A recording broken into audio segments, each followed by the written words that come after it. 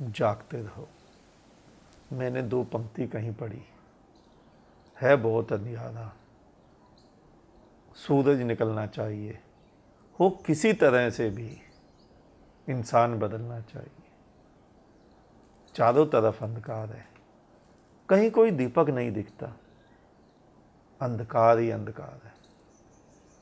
और इस घनघोर अंधकार में अगर कहीं दूर एक ज्योति की किरण निकले तो भी उम्मीद बनती है कि इस ज्योति से अब लाखों ज्योति जल सकती हैं, एक दीपक से करोड़ों दीपक जल सकते हैं, एक दीपक से दीप माला बन सकती है।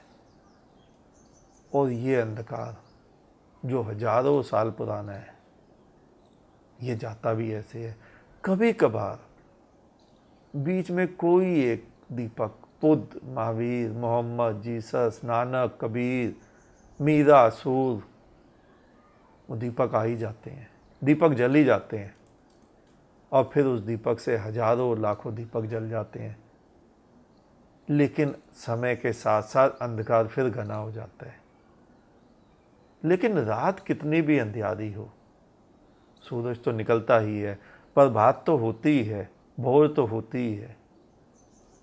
आज फिर दिन होने को है, आज फिर सुबह होने को है, आज फिर प्रभात होने को है। अंधकार छिटक गया है, दीपक जल गया है, दीपमाला प्रज्वलित होने को ही है। आकाश में प्रभात की लालिमा प्रकट हो गई। काश कुछ हिम्मतवर लोग सामने आए, अपना अपना दीपक जलाएं और इस संसार में फिर से प्रभात आ जाए।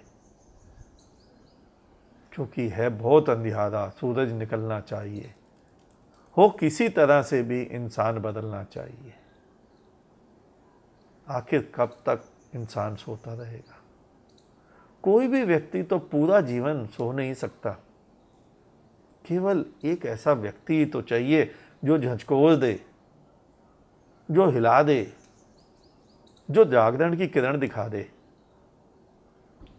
और जैसे ही वो जागरण की किरण उतरती है, सवेरा होता है, तो उसी जागरण के साथ ही तो एक क्रांति घटती है। और वो क्रांति होती है प्रेम की।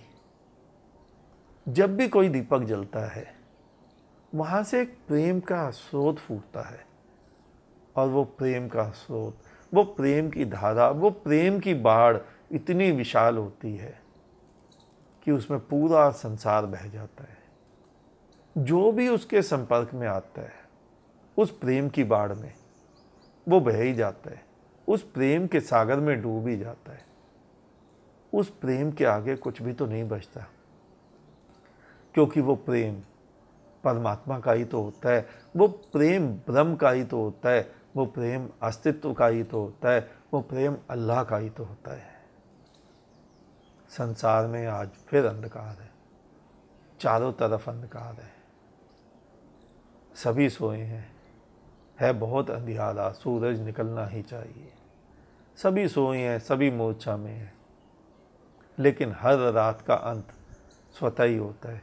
हर रात के बाद दिन स्वतः ही निकलता है, किसी को निकालना नहीं पड़ता। उसके लिए उपाय, अनुष्ठान, यज्ञ, तप, जप, व्रत कुछ भी तो नहीं करने पड़ते। प्रकृति अपना संतुलन स्वयं ही बना लेती है। रात और दिन भी अपना संतुलन स्वयं ही बना लेते हैं। प्रकाश और अंधकार भी अपना संतुलन स्वयं ही बना लेते हैं। वास्तव में प्रकाश और अंधकार एक ही तो सिक्के के 2 पहलू हैं। जैसे व्यक्ति सोया हो या जागा हो, व्यक्ति तो एक ही है। जो कल तक सोया था वो आज जाग गया है, व्यक्ति थोड़े ही बदला है। कल तक एक दीपक बिना जला था, आज वो दीपक जल गया है, दीपक थोड़े ही बदला है। कल तक एक बुद्ध सोया था, आज वो बुद्ध जाग गया है, व्यक्ति थोड़ा ही बदला है, बुद्ध थोड़ा ही बदला है। रात्रि के गर्भ से ही प्रकाश का जन्म होता है। जब सूर्य निकलता है तो एक सुई की नोक के बराबर किरण फूटती है, और देखते ही देखते वो सूर्य के रूप में बदल जाती है। और फिर वो सूर्य पूरे आकाश को आच्छादित कर देता है। रात का अंधियारा छिप जाता है। अंधियारा कहीं जाता नहीं है, लेकिन प्रकाश के आगे छिप जाता है। उसी प्रकार जागरण के बाद पूरा अस्तित्व प्रेम से घट जाता है, प्रेम ही प्रेम बिखर जाता है। तो वो प्रेम सभी घृणा को बहाकर ले जाता है। उस प्रेम के सागर में सभी डूब जाते हैं, सभी घृणा उसमें डूब जाती है। लेकिन वो घटेगा कैसे? उसके लिए वो कैसे भी मनुष्य बदलना चाहिए, मनुष्यों को ही आगे आना चाहिए। जागरण घटेगा कैसे? तुम सब आगे आओगे, तुम ही में घटेगा। लेकिन अज्ञानतावश तुमने जिस धर्म को धर्म मान रखा है वो धर्म नहीं है, यही समझने की तुम भूल कर गए। ये विश्व जो है कर्म प्रधान है, विश्व धर्म प्रधान नहीं है। और धर्म का मतलब क्या है? धर्म का मतलब तुम्हारे स्वभाव से है, धर्म का मतलब तुम्हारे जागरण से है। तुम देखो अग्नि का धर्म क्या है? अग्नि का धर्म है जलाना। सूर्य का धर्म है प्रकाश देना। चांद का धर्म शीतलता देना। फूल का धर्म सुगंध देना। सैनिक का धर्म सीमा पर लड़ना। सिपाही का धर्म भीतर की रक्षा करना। तो अब धर्म को समझा तुमने। लेकिन धर्म का मतलब तुम लोगों ने मंदिर, मस्जिद, गिरदे, गुरुद्वारे से मान लिया है।